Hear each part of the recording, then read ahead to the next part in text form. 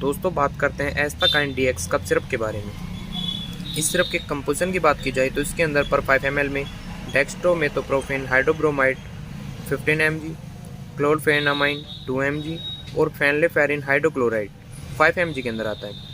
दोस्तों ये सिरप मुख्य रूप से ड्राई कफ यानी सूखी खांसी में इस्तेमाल की जाती है। इसके डोजेज की बात करें तो ये आप अडल्ट में 10 ml सुबह शाम इसकी ले सकते हैं।